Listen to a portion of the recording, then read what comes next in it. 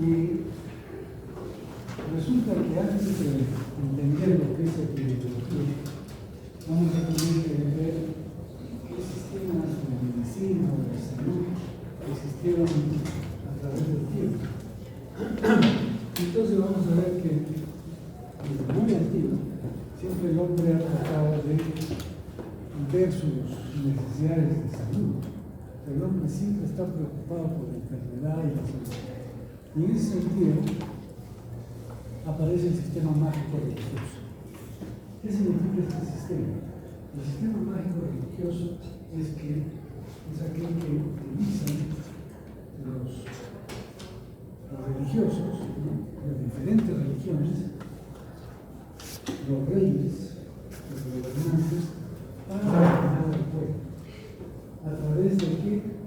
De una suposición o un concepto de que la enfermedad es un castigo divino, ¿no es cierto? Y ahora mismo todavía persiste esa creencia, ¿sí o no? ¿Alguna vez han tenido alguna enfermedad y dicen, ¿por qué Dios me ha castigado? ¿Sí? ¿Sí? Entonces sí, ese sistema mágico. Pero esto ha sido aprovechado, como digo, por los religiosos, para dominar al pueblo, por los reyes, y en este momento, ¿quiénes lo utilizan? Los chamanes, los curanderos, ¿no?, los beduinos, y entonces ellos son los que dicen ser intermediarios de un poder sobrenatural y que por eso pueden curar. Si ustedes van hacia la esquina de la salida de la puerta de acá, en el póster van a ver ahí, chamán, trujillano, cura todas las enfermedades. ¿Sí o no? ¿Han visto o no? Sí. ¿Y por qué existe? Porque es un negocio redondo. ¿Por qué es negocio? Porque él puede hacer cualquier cosa y si no le cura o no le hace nada, al final siempre cobra. Y no se le puede denunciar. O alguien ha visto a alguien que ha denunciado por mala praxis a un chamán. O sea, porque él simplemente va a decir, ¿saben qué? Yo solamente soy intermediario de un poder divino hacia ustedes. Ese poder divino no quiere que ustedes. Yo estoy hecho todo lo posible, pero no se puede. Y entonces van a estar exentos de cualquier penalidad, ¿cierto? Y por eso persiste esta ley. Y se aprovecha de la buena fe de los personas. Pero no tanto de la buena fe, sino también de eso, pero también de que el sistema de salud que tenemos no cubre todas las necesidades, no satisface las necesidades de salud de las personas. Entonces, ¿qué hace una persona que va a un médico, no le soluciona el problema, se va a otro, seguro, aquí, allá, y sigue con el problema, ¿no es cierto? Y entonces aparecen estos que son personas muy hábiles para captar ese detalle y lucrar con ese sistema. Entonces, ese es el sistema mágico religioso que ha persistido por mucho tiempo. Luego aparece otro, que es el sistema empírico.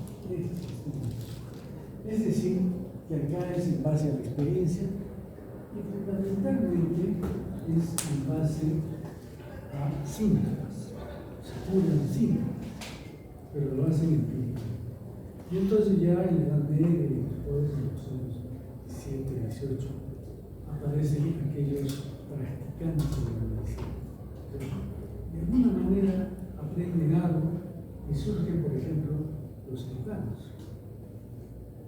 Los cirujanos eran hace muchos años los que sacaban muelas, los que curaban fracturas, ¿no?, esas cosas, o curaban heridas, ese era el cirujano.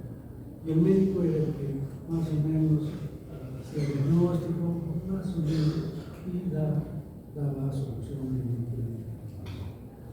Ahora, ¿cuál es el título que van a tener ustedes? Médicos, se han juntado.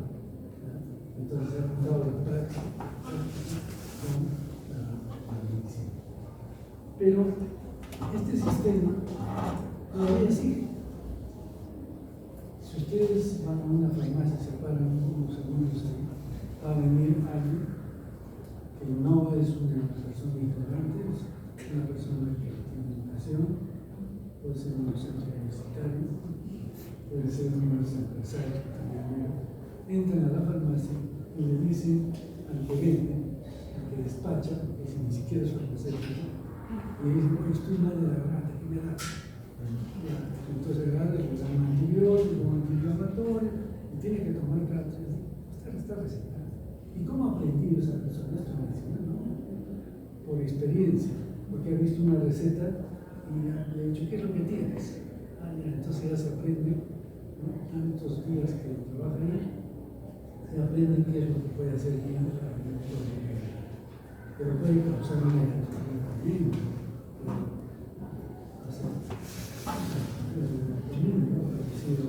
Un docente de economía, que es presidente de la caja de equipo, del directorio. ¿Qué le ha pasado? Se fue a Estados Unidos, paga un convenio, se demora, y empieza un dolor de cabeza. Y le digo, ¿por qué no quieres ver? No, ya se va a pasar, toma una pastilla que te vas. Y ya muere, llega a Lima, y dice, ya me voy a ir a Arequipa. No, porque no había vuelo a esa hora. Entonces se queda en Lima, se queda en el hotel del aeropuerto, y se siente mal, llama por teléfono al seguro viene el médico, lo atiende y le dice, bueno, no había un abdomen muy doloroso, etc. Y le recetan otros analgésicos, antiespasmódicos. Llega aquí, al día siguiente, su esposa va a recoger todo demasiado, que se estaba desmayando, lo lleva a la clínica de frente a UCI, está a unas horas. Entonces, la automedicación, ese es un trabajo, ¿no es cierto? Entonces uno se automedica en base a qué, porque si uno es médico todavía puede ser que se hace mejor. Pero si es una persona común y corriente, por experiencia, no, siempre me han recetado esto para lograr esto, entonces ese es el origen. Y ese sistema, como digo, todavía existe. Pero después la medicina se hace ciencia. Y entonces tenemos el sistema científico. Entonces, yo sé que hay algunos alumnos que dicen, tengo que estudiar yo investigación, aprender técnicas de investigación, métodos científicos. Si yo no voy a ser investigador, yo soy médico. Pero el médico utiliza el método científico a todo favor, con cada paciente. A ver, les muestro. Cuando viene un paciente a la consulta, ¿qué trae? ¿Un problema? ¿Sí o no? Porque si no fuera problema, no vendría. Entonces es un problema de salud. Pero es un problema. Y en ciencia conocemos eso, que es un problema para nosotros. Entonces, ¿el médico qué hace? Hace una observación. ¿No es cierto? Observación, anamnesis, examen físico, examen laboratorio y elabora una hipótesis. ¿Cómo se llama la hipótesis en medicina? Prácticamente el diagnóstico presuntivo, ¿no es cierto? Elabora su diagnóstico en base a la observación que ha hecho metódica. Y entonces ya tiene una hipótesis. ¿Y cómo verifica la hipótesis? Porque es parte del método científico de verificar la hipótesis. ¿Cómo verifica? Muy bien. Si hay exámenes, los exámenes del laboratorio ayudan, pero ¿quién confirma? La mejoría de la paciente. Si le dan un tratamiento de mejora, quiere decir que acertó. ¿Qué ha aplicado en ese paciente médico?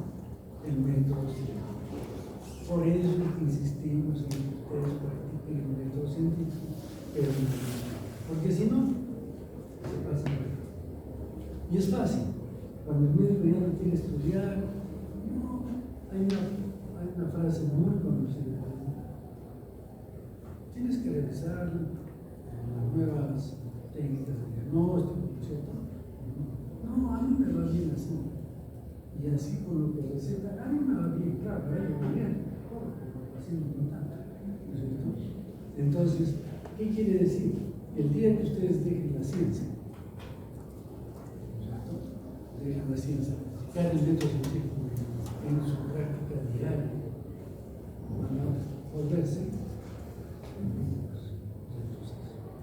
Bueno, entonces de ahí la importancia de la introducción. Bien, entonces tenemos esos tres sistemas. Pero también es necesario saber cómo el Estado, los países, afrontan los problemas de salud. Y entonces, para que ustedes, como conocimiento, en Noruega, por ejemplo, es que uno paga un montón de impuestos, pero recibe atención en todos los hospitales que son públicos, que son financiados por fondos públicos. O sea, si uno se enferma, va a la atención pública y le soluciona el problema. Así sea un trasplante de riñón, se lo hace todo gratis y de muy buena calidad. ¿Qué pasaría si no es buena la calidad de la atención pública? Aparece rápido la parte privada, como los que poseen todos. Entonces ahí no necesita. Si uno ha pagado su dinero y tiene una buena atención, buena educación, no necesita ir a pagar, porque la mayor parte de ustedes ha pagado su educación privada, ¿no es cierto? Y entonces, si nosotros han pagado, ¿quién debería pagar el dinero? El Estado. Pero uno está gastando eso por su familia para también lo mismo es aquí. Cada vez la gente gasta más en salud. Eso por sí. Y en Francia más bien hay un seguro social manejado por el gobierno que funciona muy bien. Por eso es lo que siempre para la atención.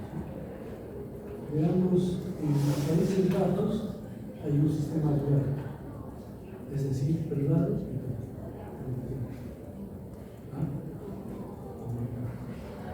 España, por ejemplo, tiene un sistema de salud muy bueno, público. Uno lo necesita.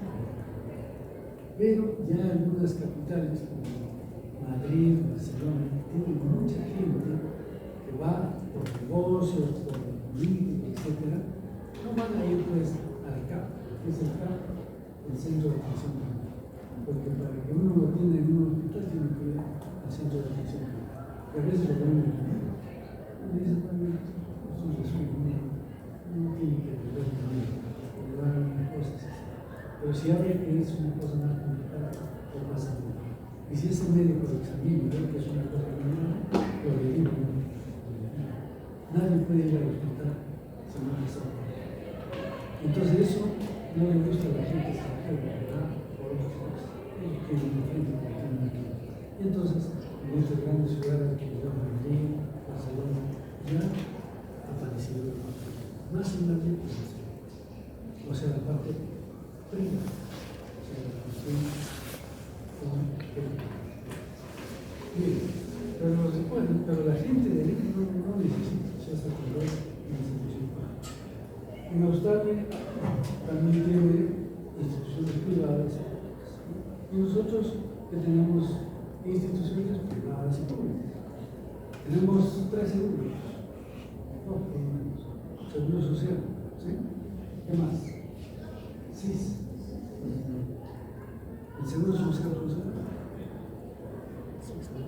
Son mínimos, ¿no? Hay que esperar 8 meses, etc. El SIS está quebrado, ya no tiene dinero. O sea, ya también está pagando todo. Entonces, ¿qué queda para la persona? Establecer. Bueno, entonces, eso. Entonces, como estamos viendo, hay sistemas de implementación médica, hay formas, como ciertos sistemas de salud en cada país, que tratan de ver cómo es el problema. Entonces, ahora sí podemos ver.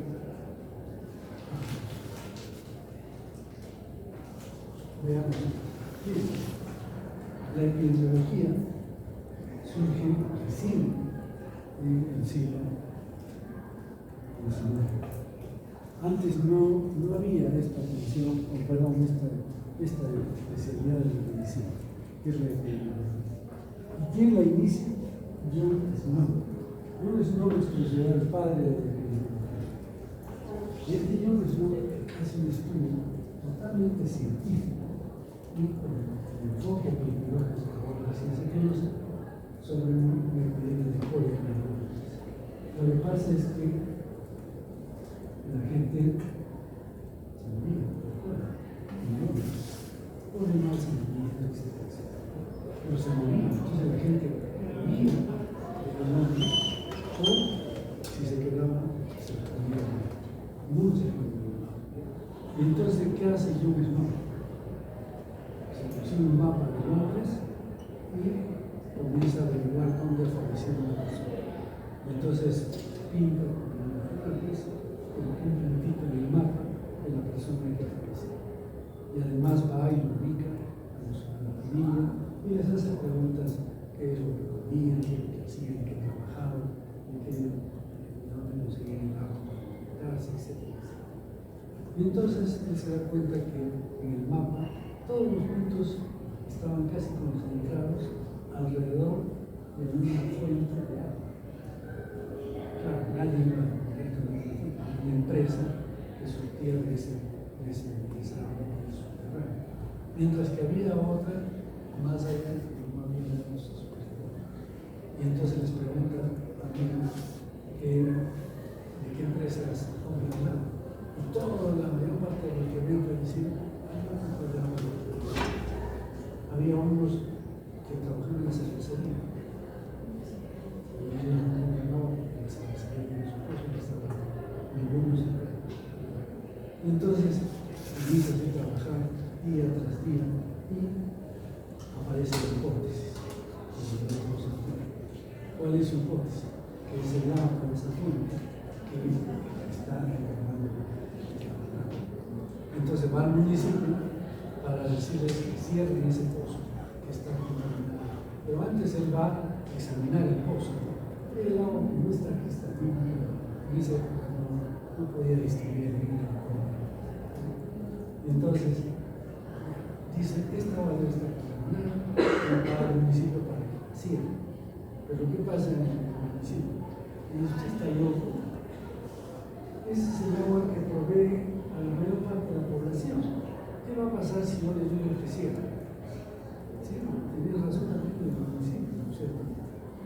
Y entonces, simultáneamente surge algo que decía: la cocinera de una reina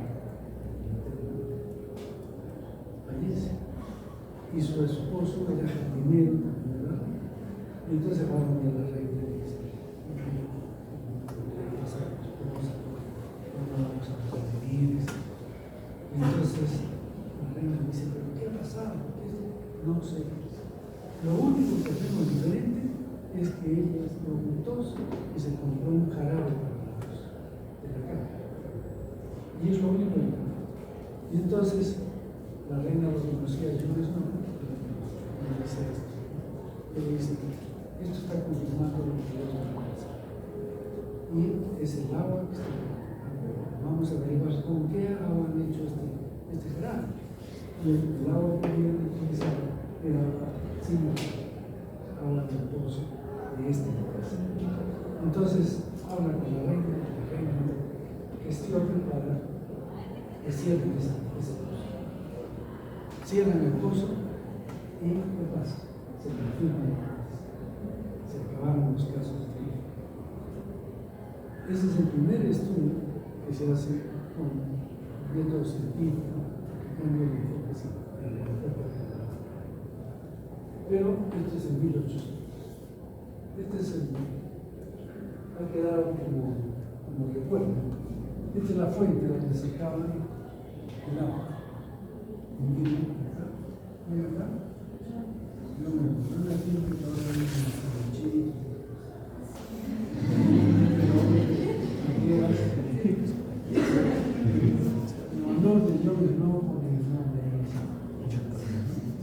Entonces, esa es la fuente necesaria. Pero, digo, pasan muchos años, 1990, y ¿qué hacen estos nuevos doctores? Revisan las historias médicas de los médicos de la Academia de Medicina.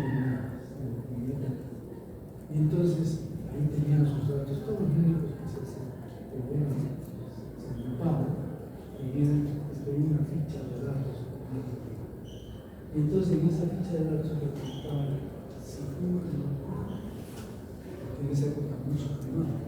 Y entonces utilizan eso y ¿qué es lo que muestra? Tasa de mortalidad por cáncer de pulmón, tasa de mortalidad por cáncer de pulmón, según el número de cigarrillos fumados ibéricos de edad. Esto es la tasa, 1 sobre 10, 1 por 20, por 1000, y este es el número de cigarrillos. Se dan cuenta, si no fuman, la tasa es mínima. Hay un poquito, ¿sí? ¿Por qué? Porque el cáncer pulmonar no solo se debe pero a partir de ahí hay una correlación lineal perfecta. A mayor número de cigarrillos, mayor tasa de incidencia. Con esto, en estos años, los años 50, 60, en los años 60, aparece la obligación de poner en los envases de los cigarrillos un marco de diseño. Avanza el tiempo y cada vez hay más y más estudios sobre cáncer y tabaco. Y entonces ya aparece que exige que pongan, no solo puede ser dañino cáncer, sino fumar produce cáncer. Y ya en los últimos años, tal ha sido el avance en la investigación, que no solamente los que fuman sufren de cáncer, sino los que fuman. Entonces, el uso de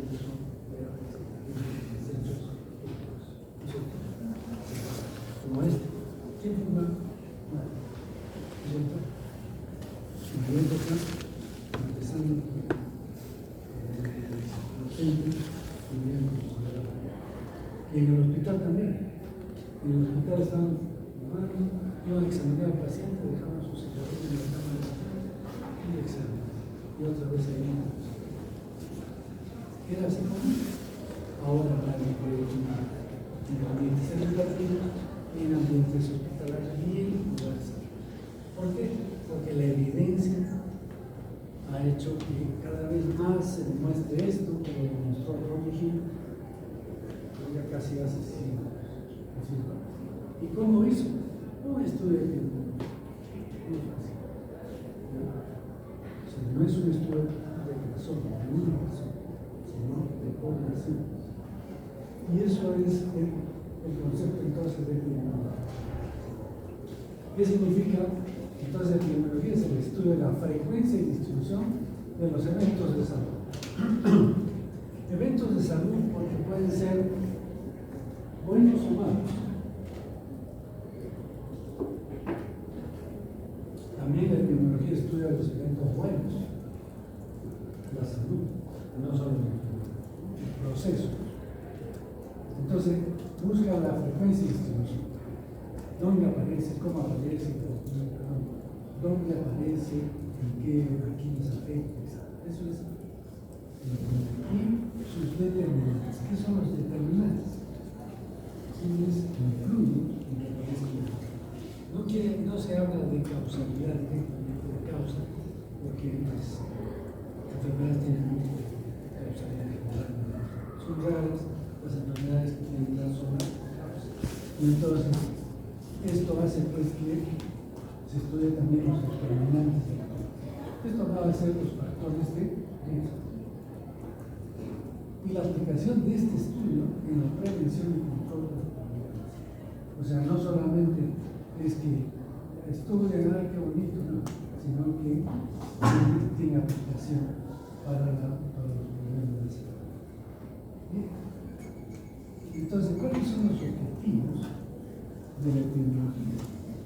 Estudiar la aparición, distribución y desarrollo de los eventos de salud enfermedad y estudiar el estado de salud de las poblaciones con base para el planeamiento, evaluación y administración de los sistemas de promoción, de recuperación y de alimentos. Es decir, todo lo que se hace en medicina tiene que ser planificado por la técnica. Es necesario que sea planificado. No se puede hacer todo. O sea, si no hay una planificación y hay que priorizar.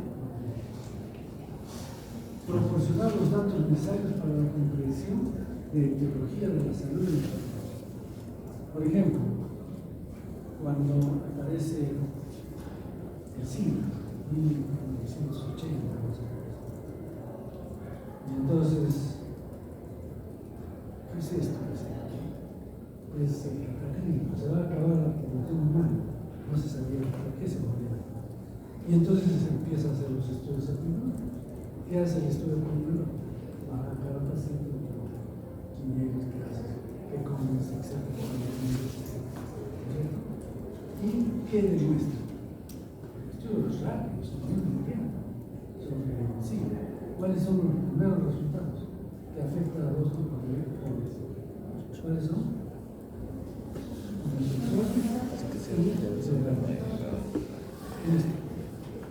Con eso hemos dicho que no solamente estudios, sino medidas ya rápidas.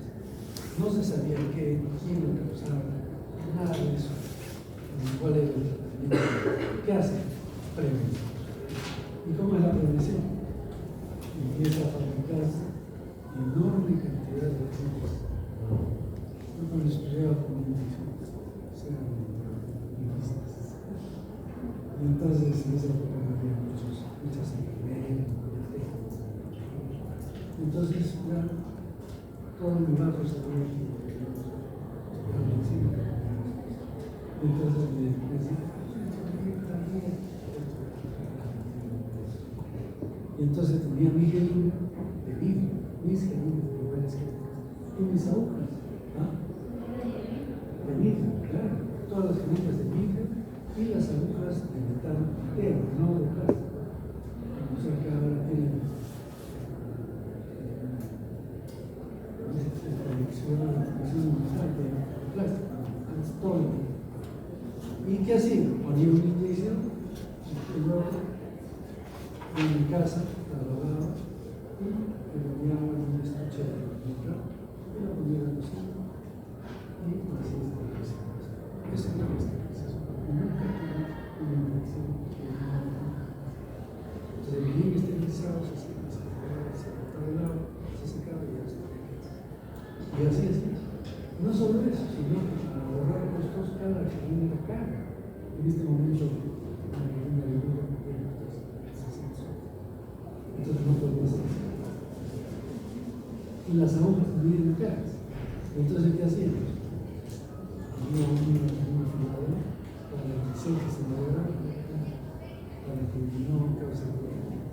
Entonces, o sea, no me lo he hecho. Entonces, eso era así, entonces era caro. Cuando viene el cine de eso, era caro. Entonces, ¿qué hace? Produce un cantidad enorme de descartables. Y los barrios de Nueva York, por los puentes, les dejaban en cajas para que los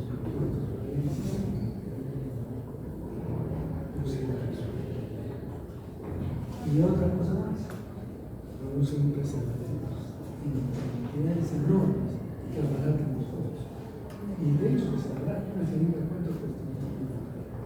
Menos de 50 centavos. ¿No es cierto? Porque es así. Entonces, y los preservativos igual. Yo estaba haciendo segundo y nos llegaban cajas de preservativos. Cajas de preservativos para que demos a todo el que venga.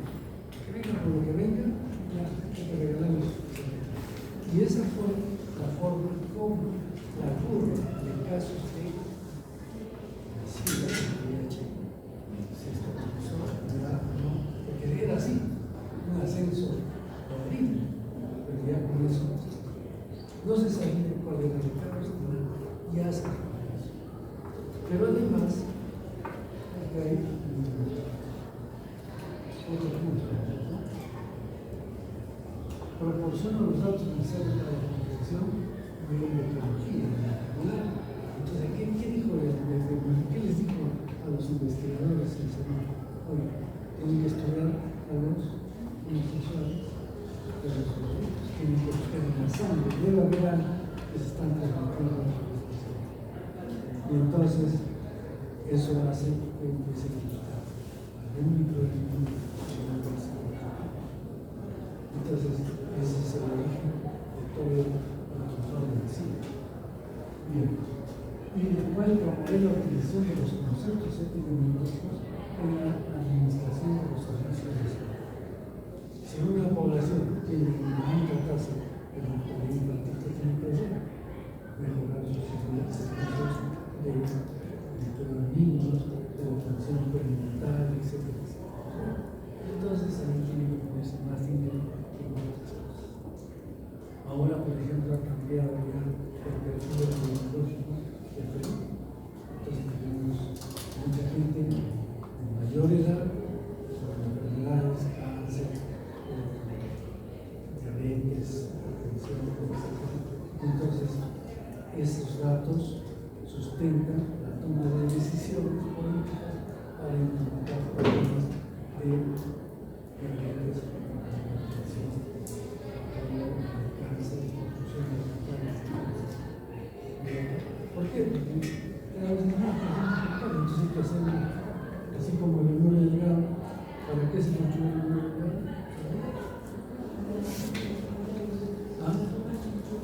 Para tuberculosis. Porque en esa época la tuberculosis, ¿quién decía eso? Y entonces se toma esta decisión. ¿Qué tipo de epidemiología?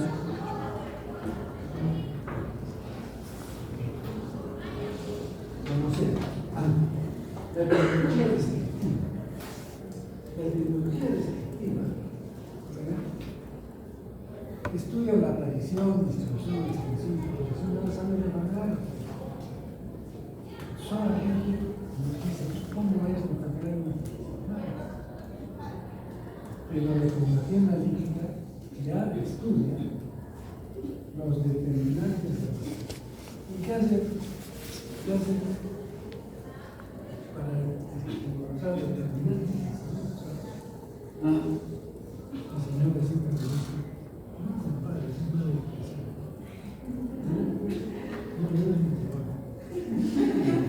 Porque la tecnología para buscar determinantes que hace. Si no comparas, no puedes hacer. Entonces, en la tecnología es una ecología natural. Y la tecnología experimental, alguien dice, pero no solamente dicen qué es lo que hay, esto, no solucionan los problemas. ¿Por qué? Porque puede ser que valora las informaciones.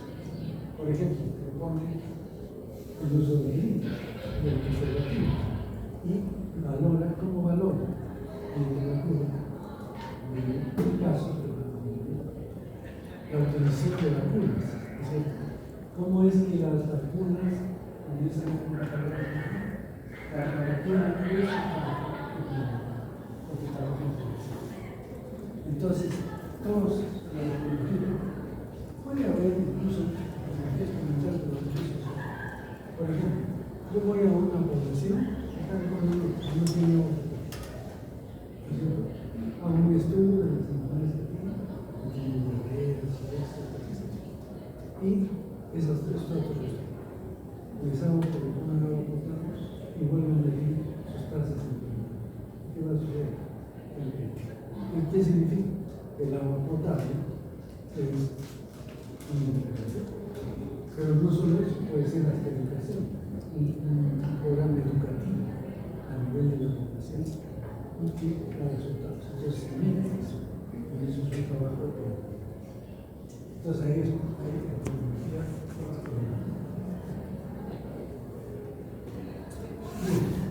¿Cómo estudia la tecnología descriptiva? La tecnología descriptiva se hace tres preguntas. Una es ¿quién? ¿Quién tiene este problema? Entonces, ¿quiénes son? Son personas. Hay que averiguar qué personas tienen este problema. Entonces, en la tecnología descriptiva se mira que es una enfermedad que afecta a niños de ambos sexos, que tienen hacinamiento, que tienen falta de nutrición adecuada, etc. Entonces ya estoy describiendo a quiénes afectan. Luego, ¿dónde? ¿Dónde es? ¿Dónde está este? Y esto se conoce por el mucho. O sea, ¿qué significa?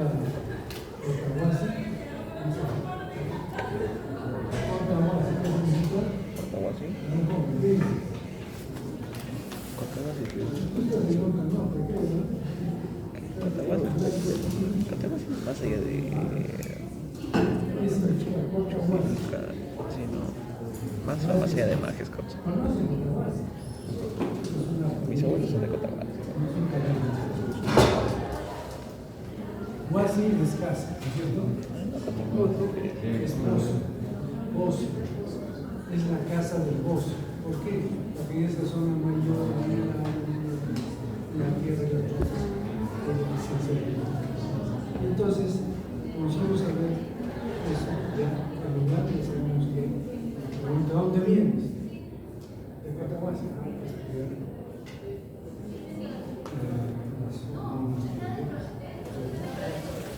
O se acuerdan el paciente que viene de Azangua, de la provincia de Melgar, etc., que tiene tos, dolor torácico y estómago. El primero.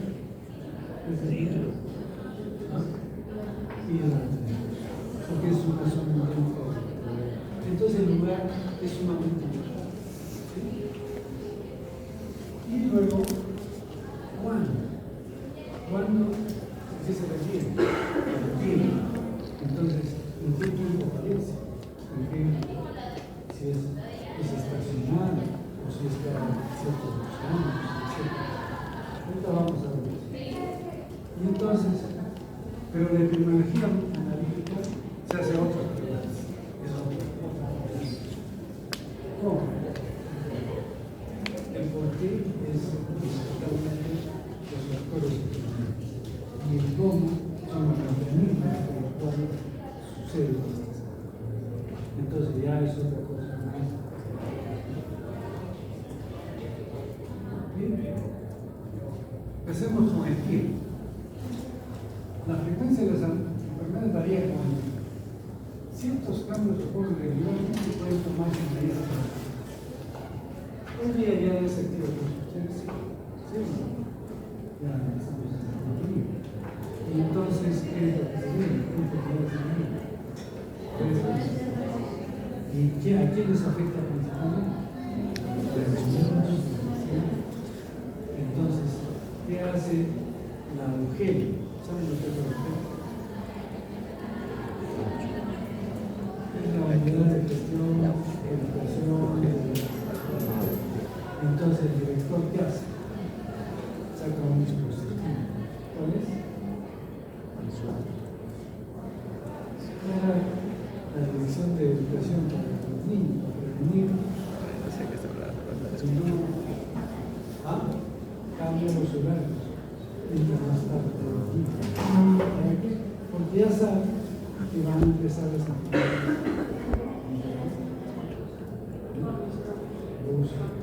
Son medidas simples, pero que ya previenen lo que se viene.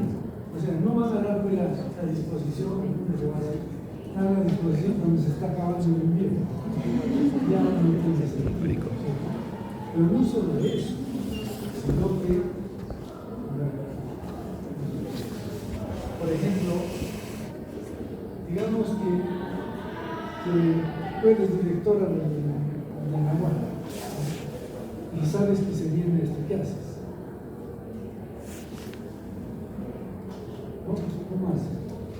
Entonces tendrás que llamar a tus pediatras o que dices para que haya dos turnos, uno más de pediatría, va a otro pediatra más a emergencia, tengo que ir a hablar con los de farmacia para que compren movilizadores, antibióticos, generadores, etc. Entonces, eso es utilizar la información epidemiológica en la gestión de la salud. Y luego, hay que prevenir, hay eventos que preceden a los cambios, pueden ser identificados. Por ejemplo, digamos que sucede, no quisiera que puede suceder y se corte el agua. Como lo que ha pasado ahora en esto de los lugares, se corte el agua. Entonces, ¿qué vamos a hacer? Entonces va a haber la aparición de la. Entonces ya sabemos, ante una catástrofe tenemos que proveer agua potable, lo principal. Entonces, agua que necesita tanques de agua para la población, porque si no, la gente se va a morir. o en la época de frío. En época de frío en la zona alta, ¿qué hacen? Les llevan ropa, trazadas, etc. Lo cual yo no estoy tan de acuerdo. Lo que deben hacer es que ayudarles a modificar su vivienda. Acá en todo el mundo no hay mucho más. Lo que pasa es que no tienen las viviendas adecuadas. Y por eso tienen que ser. Bien, pero bueno, esto es sabiendo que vienen algunos cambios, hay que identificarlo para ver. Hay que identificar el patrón de ocurrencia. Cada enfermedad tiene un patrón de ocurrencia, que lo vamos a ver ahorita, para poder ya sospechar qué tipo de transmisión es. El tiempo también hay una tendencia secular. ¿Secular qué significa? Tiene dos acepciones, una religiosa que se refiere a culturas y otra que se refiere a siglo. ¿Qué significa secular? Cada siglo. Entonces cada siglo van a cambiar las enfermedades, van a cambiar. Eso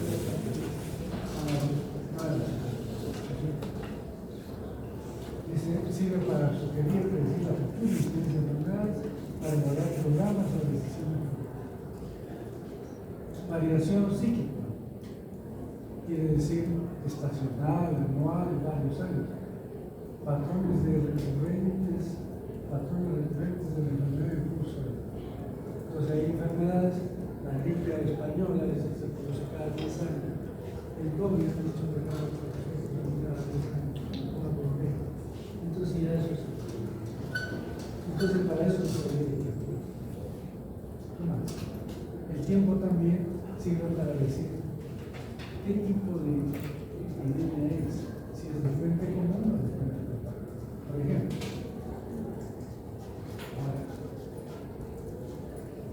hace varios años, Organización CEDAPAC, ¿saben lo que es CEDAPAC? Hizo una cena para todos en un restaurante chileno. Entonces todos fueron. Les digo esto porque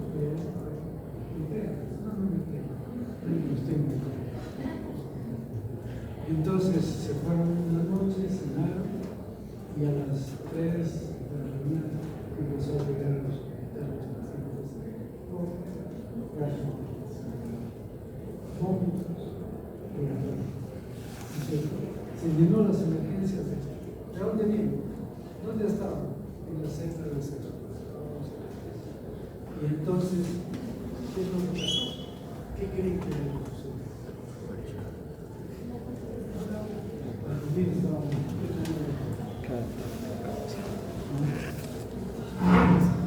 ¿Qué puede ser? Ustedes se han explorado, ¿no? Muy bien. No puede ser una llave, no puede ser una mera, porque es muy raro. Entonces, son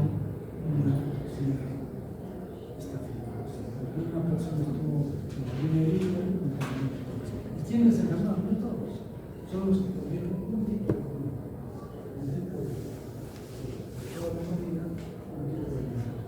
y además, ¿quiénes no tuvieron nada? Los gerentes. Ningún gerente se enfermó. ¿Por qué? Porque a ellos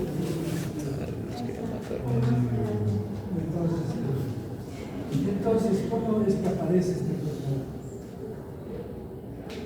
Entonces, tiempo, y esos son casos, o puede ser tasas. Y entonces, esta epidemia empieza a ser rápidamente ascenso brusco y relativamente se a los 2 o 3 días de otros más. Bien, esto es ascenso brusco, quiere decir que es una fiesta común. Y quiere decir que todos infectados. Entonces, yo veo esa curva de los casos ya sé que es pero en otros casos es así.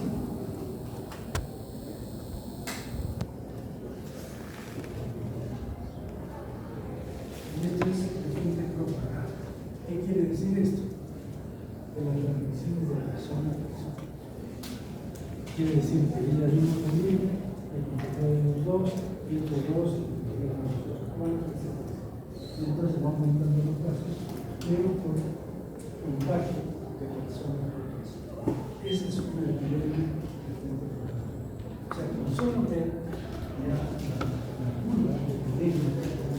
curva epidémica, yo ya puedo saber dónde está la causa de esto y qué es lo que voy a hacer, cómo voy a hacer.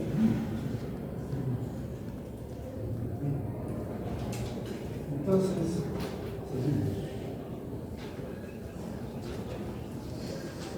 El lugar. Vamos a hablar ahora del lugar. Entonces, ¿se acuerdan de lo que dije de Jones? No. ¿Qué hizo? Se puso un mapa de información. Y de hecho, si ustedes van a la gerencia regional de salud, hay una sala de observación. Y hay unos cuadros, antes eran de cartón, ahora ya creo que son sofisticados en las pantallas, pero el mapa de la equipa y está marcada ciertas enfermedades que son frecuentes con diferentes nombres. De todas las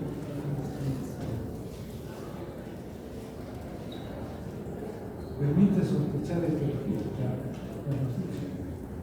Proporciona mapas o croquis y buenas asociaciones. Permite calcular sobre el vehículo y forma de protección y diseminación de la eso es el. Y la persona, ¿se acuerdan? Permite identificar grupos de riesgo, etapas de la vida, sexo, etnias. Hay enfermedades, ¿recuerdan los sexos? Sí, más que los sexos. Etnias, hay enfermedades que afectan a ciertas razas. Un tiempo salió porque estudios americanos que después de más de 30 años los negros son pobres, no las razas, sino de las empresas. Y se sabe que hay enfermedades que son más frecuentes en las personas. Por ejemplo, ¿dónde se alcanza el fenómeno? En países nórdicos, ahí es muy frecuente el mar. Entonces, ¿cómo es Holanda, Suecia? Es por la razón. Bueno, variables sociales también. Las enfermedades se dan también de variables sociales. Por ejemplo, los más pobres tienen enfermedades habrá infecciones de la y los más ricos están cardiovasculares, obesidad, diabetes, enfermedades, etc. Entonces marca también ¿qué más? Estilos, ¿no? ¿Qué se llama? El estilo de vida que tiene que ver con muchos factores, vamos a ver. Es importantísimo esto de estilos. Enfoque. ¿Qué quiere decir el enfoque? Es decir, cómo la tecnología aumenta su trabajo para obtener buenos resultados. Entonces, el enfoque tecnológico tiene 4 puntos. La observación de fenómenos de salud y enfermedad. ¿En quién? En los individuos. No. Entonces, estudio. ¿Qué más? Cuantificación de estos, o sea, de los fenómenos, en frecuencias y distribución. Entonces, tiene cuantificación, prevalencia de la cosa, incidencia de la cosa. Análisis de frecuencia y distribución desde esto, pero con el fin de establecer asociaciones. ¿Y cómo se establece asociaciones? La forma de establecer asociaciones es con y la definición de cursos de acción aplicada. Cursos de acción, como por ejemplo esto, donde ahí no se proponen enfermedades, se van disminuyendo. Entonces, estos son el enfoque, es cómo trabaja la prevención. Y aquí tienen los factores de riesgo. Entonces, estos ya son usos de la lengua. ¿Para qué sirve? Para establecer, es decir, la causalidad de ser. La LOMDE es un nuevo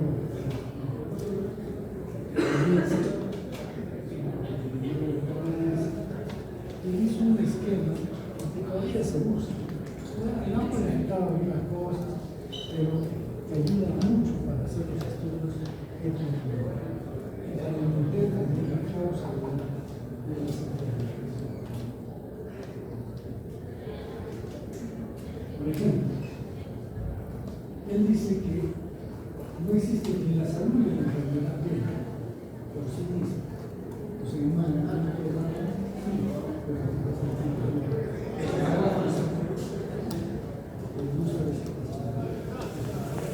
entonces la persona puede estar acá y al día siguiente puede estar acá. Entonces es difícil decir que está completamente sano, porque puede estar ya empezando a quedar. Pero no solo las personas, sino las poblaciones. La población puede estar aquí y de pronto se van a ir. O al revés, están como el COVID, ¿se acuerdan? Entonces está 2 años, marzo de 2020, marzo de 2020, 2 años. Todos haciendo planes,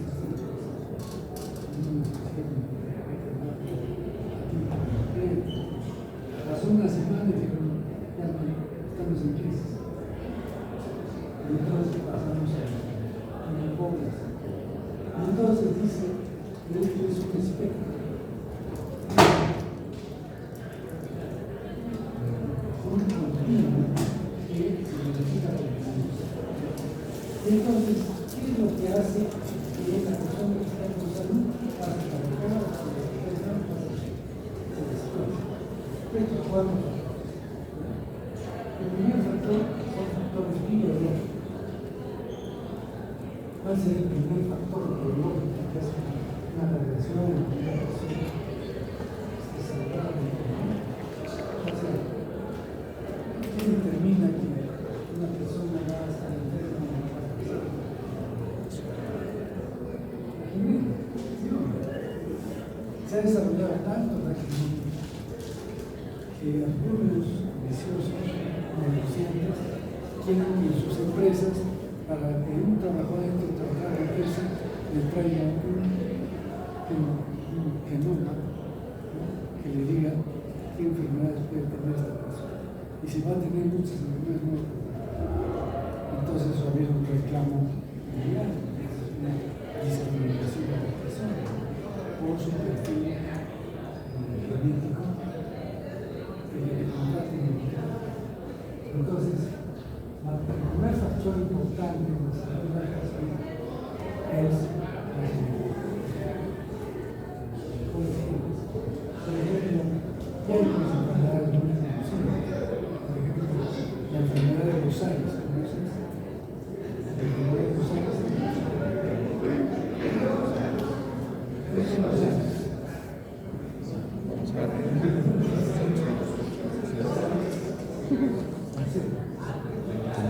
Eso no sabe. ¿Qué sabe? Desde la Unión Soviética. Claro, que son los reyes que había en Rusia. Y estos empiezan a tener una enfermedad que se llama esa enfermedad que es una enfermedad de los Aires. Y entonces la hemofilia, ¿por qué es? Es completamente genético, ¿no es cierto? ¿Por qué? Porque es una enfermedad recesiva. Y entonces cuando se junta, pues hay una endogamia, se presenta esta enfermedad genética. Y entonces eso es genético. Bien, es otro factor biológico. Últimamente se estudia mucho que hay un ciclo neuroendocrino y inmunológico que está muy relacionado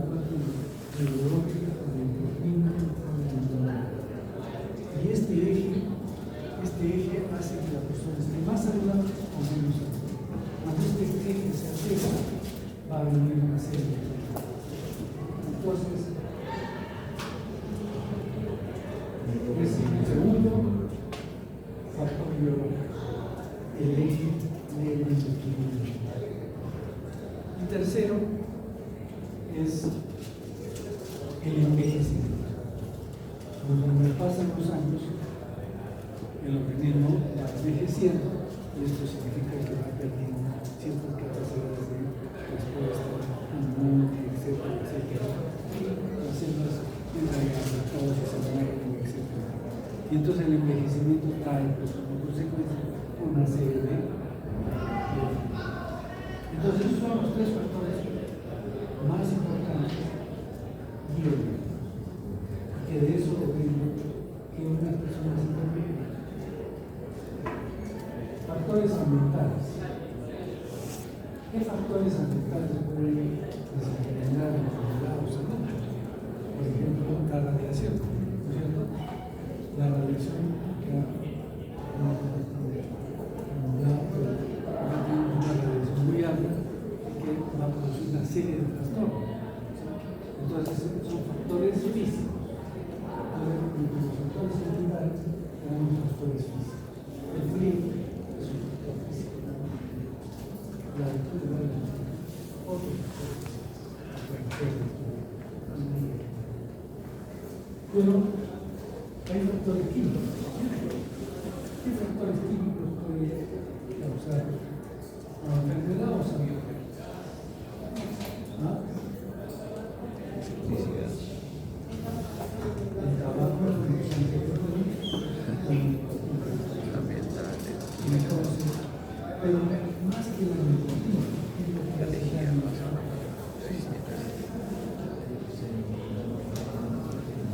¿qué es lo que produce el cáncer? La nicotina. ¿Quién sabe?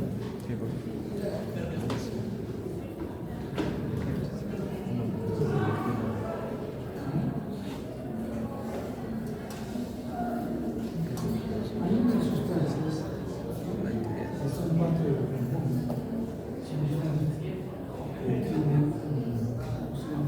reinos. Entonces, es unas sustancias tóxicas, que son las que causan enfermedad. Y entonces, estos son factores químicos, pero los pesticidas, ¿quién sabe? Los tenemos desde ahora, cáncer, son severos pesticidas que se usan en los alimentos. El DDT, el DDT que en la época de los años 60, 50,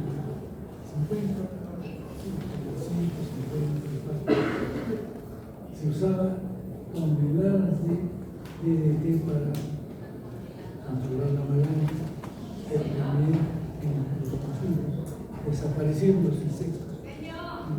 Entonces todas las plagas se controlaron con el DDT, era una sustancia tóxica, cancerígena, y que no se degrada, no es biodegradable.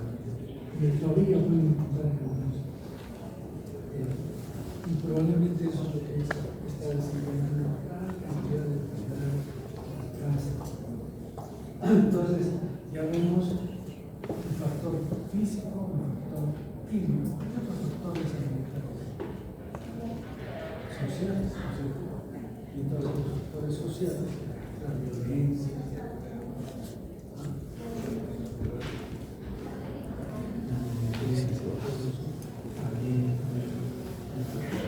pero otros factores psicológicos, ¿sí?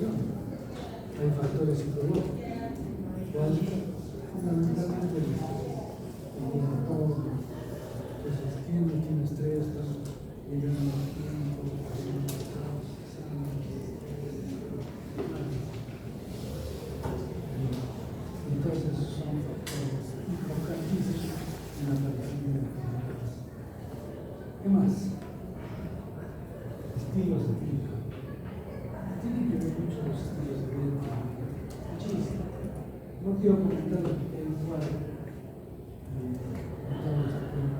estilos de vida reales. ¿Qué son estilos de vida? Primero, alimentación. El tipo de alimentación es un estilo de vida. Segundo, sedentarismo o ejercicio. ¿Qué más? Tiempo de sueño. Bien. Tipo de actividad, o sea, ocupación. Cada ocupación tiene su propio problema. Antes nosotros teníamos mucho problema con los pacientes con psicosis. ¿Por qué? Porque trabajaban en niño, pero en su trabajo. Y entonces teníamos eso. Y la minería pues ha tenido mucho problema. Desde la gran parte de la población laica indígena desapareció. Ustedes saben que los españoles casi desaparecieron a toda la región. En el sur de Chile prácticamente, bueno, en Chile desaparecieron todos. Quedan algunos araucarios, pocos, la mayoría exterminados. ¿Cómo los exterminaron? Por ejemplo, hay una mina en Bolivia que es Potosí. Y entonces los capturaban así, hacían redadas, y a todos los indígenas que estaban a partir de los 15 años, los capturaban y se los llevaban a Potosí. Y entonces cuando uno de estos jóvenes era capturado ya la familia, se ponía a llorar y se despedía para siempre. Porque esa posibilidad no existe. Iban, trabajo forzado, mal alimentado, agotamiento del trabajo, mala alimentación, hacinamiento, y la tuberculosis terminaba. Y así con tuberculosis se trabajar. Eso lo hicieron los españoles en estas minas, en Venezuela. Entonces, la minería está muy relacionada a muchas de estas cosas. Entonces, tenemos pues factores ambientales y también estilos de vida como estos laboratorios. ¿Qué más? Entonces, alimentación, sedentarismo, deportes también. Los deportes también llevan a la salud, pero también en exceso llevan a enfermedades. ¿Qué para tenis? ¿Cuál es el problema del hombro doloroso? Y así, en cada enfermedad, en cada deporte, bien, esos son estilos. Vamos a ver en detalle. Y el sistema organizado de atención de salud. ¿Cómo es que esto tiene que ver con la causa de la enfermedad? En realidad puede llevar a la salud.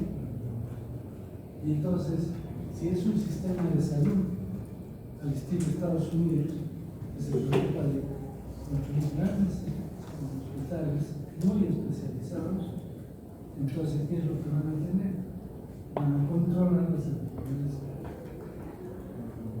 no transmisibles, por ejemplo, edad, pero se descuidan las enfermedades más comunes en países subdesarrollados.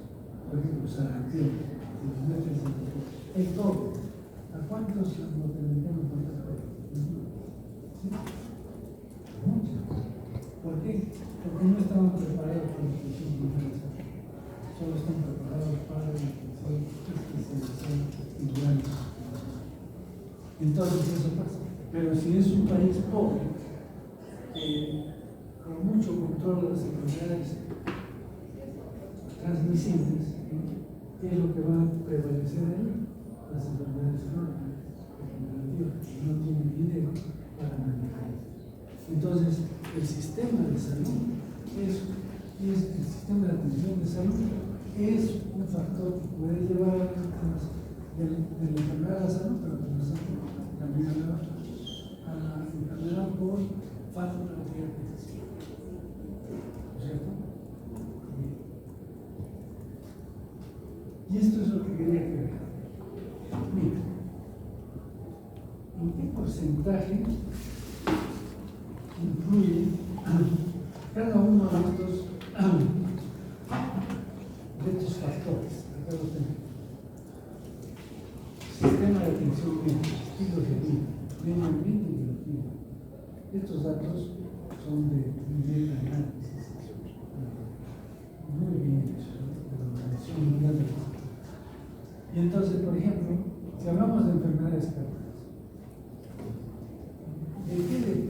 fundamentalmente las enfermedades cardíacas. Es obvio. No sé, una persona sedentaria, una alimentación excesiva, colesterol alto, etcétera, etcétera. Estrés y nos lleva pero también el sistema de salud, ¿cómo interviene? Bueno, también la biología humana, ¿no es cierto? De toda la raza que tiene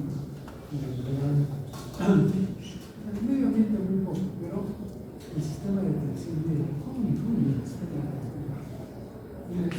Les menciono el caso de una persona que siente dolor de la cabeza, entonces se asusta porque no le pasa y se va al hospital de Nahual. Y el hospital de Nahual en la puerta lo paga ¿y qué le dice? Su DNI. ¿Sí o no? ¿Es real? Su DNI. No he traído el DNI, entonces no lo podemos atender. No lo podemos atender. Creen que va a tener. Sí, por eso necesita una capacitación. No puede llegar. Entonces, el hombre, ¿qué hace? Se sigue sintiendo mal, toma un taxi, va a su casa, saca su dinero, su casa, regresa, llega el camino, le da un impacto y llega real.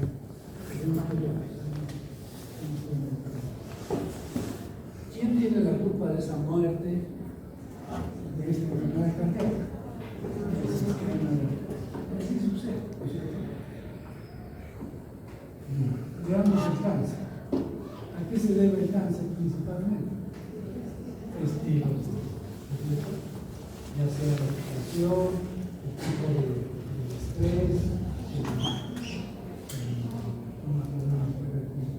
el hábito humano, y en estilos de vida estamos mirando que no solamente es para la alimentación, también es el consumo de drogas, de las buenas, malas, ¿no es cierto? De las dos, porque hay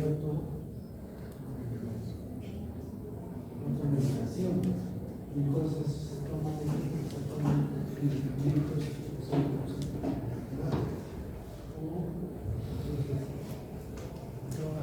el alcoholismo también es otra droga, también es importante para estos pacientes. Bueno, cáncer, atención, cada vez está mejorando mejor las enfermedades. La biología humana es importante, porque la genética para el cáncer es importante. Medio ambiente también, cáncer de piel, etc. ¿Saben cuáles son los primeros cánceres que se relacionan con el trabajo? El cáncer de estómago. Cáncer de estómago. Esos son los libros antiguos van a ver. ¿A qué se debe? ¿Quiénes sufrían el cáncer de estómago? Los que limpiaban las chimeneas en Europa. Me dice que entraban a la chimenea a limpiar la chimenea que estaba llena de vino. Estaban desnudos. Estaban desnudos porque para no valorar su ropa. Y después terminaban y se ponían. Y eso estuvo relacionado con el cáncer. Bien. Accidentes cerebrovasculares. ¿Saben que el ictus está cada vez más pequeño? Y es todo. Antes era pues de los adolescentes, ahora no es como por eso años y entonces, ¿saben?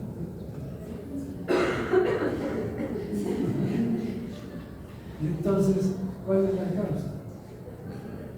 Estilos sin apoyo.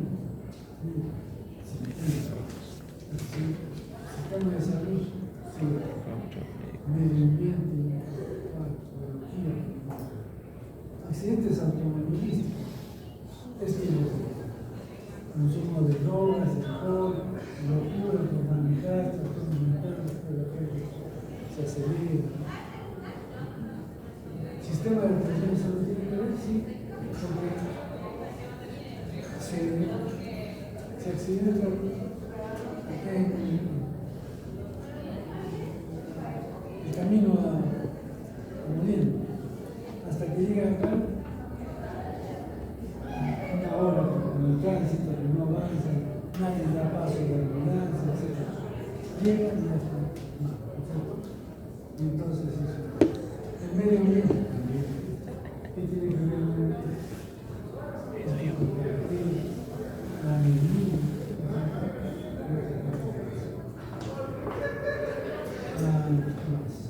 Otros accidentes de pez, influenza, neumonía, 33%, 39%. Es el único que tiene agricultura. Entonces, aparato respiratorio, 40%. Entonces, ¿qué hace? Si sumamos todos estos ingredientes, entre 1, 2, 3, 4, 5, 6, 7, el promedio es alto para los estados. ¿Qué significa eso? Si nosotros en vez de construir un hospital, todo ese dinero lo dedicáramos a mejorar los estilos de vida de la población, el 50% de importante es para que entiendan los estilos de vida. Entonces, cuando ustedes tengan un paciente, aparte que ya se sus diagnósticos, tiene que decir.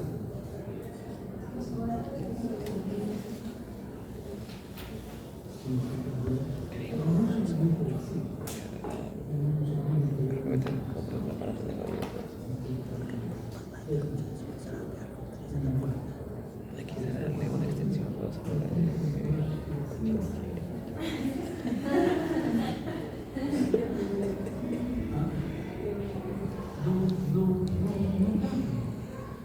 O sea,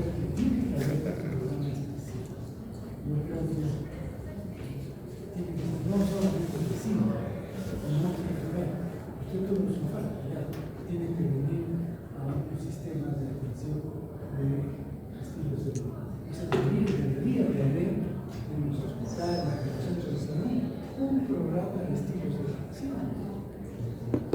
Pero les enseñan cómo alimentarse, cómo hacer deporte, cómo hacer deporte, etc. Eso son medidas.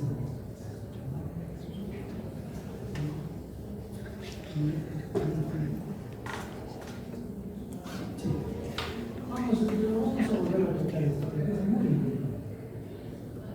A nosotros nos enseñaban, cuando de medicina, nos enseñaban de cada enfermedad la historia natural. Ustedes me enseñan. Algunos dirán, ¿no? La historia natural. ¿Qué es la historia natural?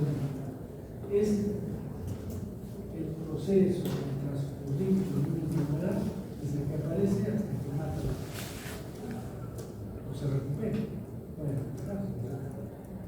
si yo voy a hacer, por ejemplo, la historia natural de la situación, no se va a morir, pero va a terminar esa cosa. Todo ese proceso se llama historia natural. ¿Y para qué sirve? Sirve para saber dónde puedo actuar en cada uno de sus pasos para mejorar la salud, para evitar, o sea, para hacer prevención primaria del sistema.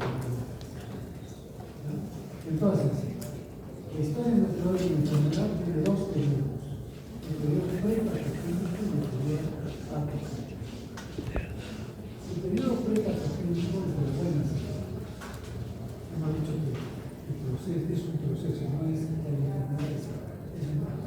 El proceso se va a recuperar si un periodo prepatogénico de buenas y un periodo patogénico donde ya hay la resistencia. Entonces, ¿qué es el periodo prepatogénico? No tiene control. Me subo a la cama y hay un paciente que dijo en la cama, o con tuberculosis. Y los que acá yo veo que están todos los ¿cierto? Y no me dan nada. Y tú sabes. ¿Sí? ¿Pasa o no pasa? Eso es así. Entonces, tenemos que hacer eso. Que las personas, más que estén expuestas a se mantiene desarrollando toda esta visión, ¿no es cierto? Y entonces, ese es el periodo pero ¿cómo actuamos para que esta persona, esta población, siga en este periodo, no pase a este periodo? Hay otra promoción de la salud. ¿Qué es la promoción de la salud? Son medidas generales para mejorar la salud, ¿sí? Pero no es específica para una determinada enfermedad. No está dirigida. Entonces, eso puede ser. Diferencia entre promoción y consumo. ¿Qué más? La alimentación.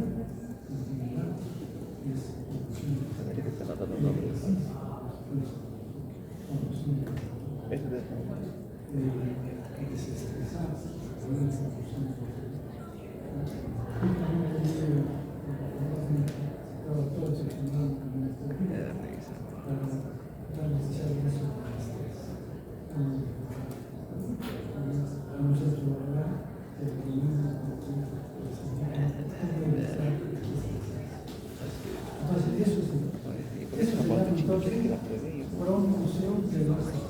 ¿Está claro? Pero hay otra que es protección específica. Aquí a la persona. Voy a proteger específicamente contra la enfermedad. Por ejemplo, hemos visto ahí que los accidentes automovilísticos son entonces, ¿qué puedo hacer? ¿Qué protección específica puedo hacer para los accidentes automovilísticos? ¿Qué dice? ¿Qué más?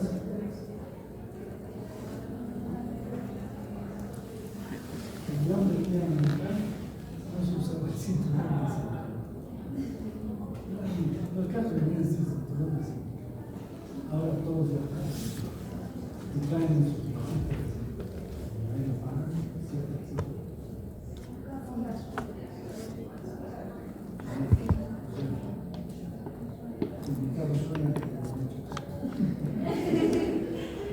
Entonces, eso es protección específica.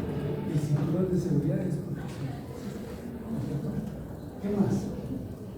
Bueno, entonces hay varios ejemplos. Tanto la promoción de la salud como la protección específica constituyen la prevención primaria. Eso es prevención primaria. Y entonces, ¿quién se aplica la protección primaria? En personas sanas. ¿Sí? Poblaciones sanas. Prevención. Luego vienen cambios, y el peor patogénico, cambios preclínicos. No transito. Preclínico significa de modo así. Por ejemplo, ¿qué cambios puede haber en la vecina? Los japoneses tenían un problema serio. Y no daba síntomas. Entonces, cuando daba síntomas, hacía sonografías, lo contraste y algo para una chancada. A despedirse, ¿no es cierto? Entonces, ¿qué hicieron? Adelantarse, a buscar cambios preclínicos, en endoscopía. Y entonces, comenzaron a hacer endoscopías, el cáncer de cuello uterino. ¿Qué se hace? La citología subjetiva para ver si se puede conectar. Eso es cambios preclínicos. Todavía no hay síntomas, pero ya nos indica que está en el periodo. Algunas varias proteínas que se detectan en el suelo, ¿no es cierto?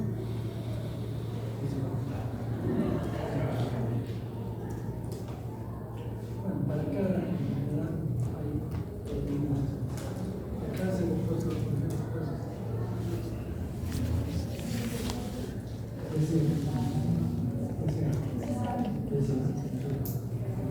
puede aumentar.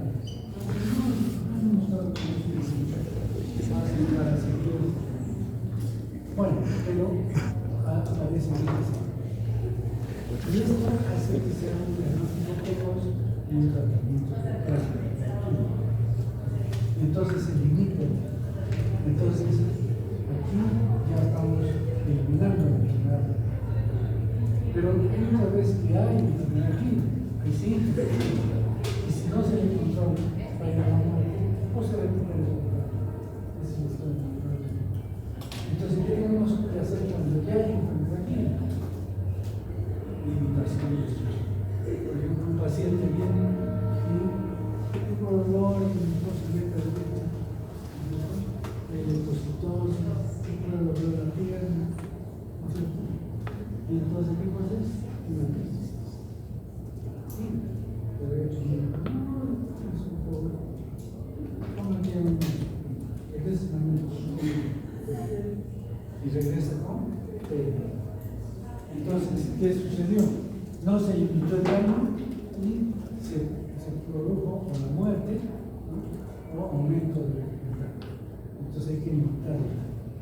Entonces, el diagnóstico precoz, la limitación del daño corresponde a la prevención secundaria. Ya hay introducción. Y finalmente, la muerte o la, digamos, una persona que sufre de cáncer de mama, le hacen la mastectomía, pasamiento de ganglios, etcétera, y el cirujano oncólogo le dice, ya está preparado, parece. La señora se va a su casa, se viene en el espejo, entra en depresión, a veces mitigar y después se... ¿Qué no se hizo? Rehabilitación psicológica, ¿sí o no? No se puede mandar a un paciente así, ¿no? Es lo que nos está comentando. Y entonces, eso es prevención. En conclusión, ¿quiénes hacen prevención? Todos. Acá trabajamos más los epidemiólogos, los clínicos y el tratamiento. Entonces, hay que hacer esta prevención. Todos tenemos que saber dónde actuar, cómo actuar en el manejo de todas las enfermedades que ustedes enseñan. En enfermedad tienen que enseñar esta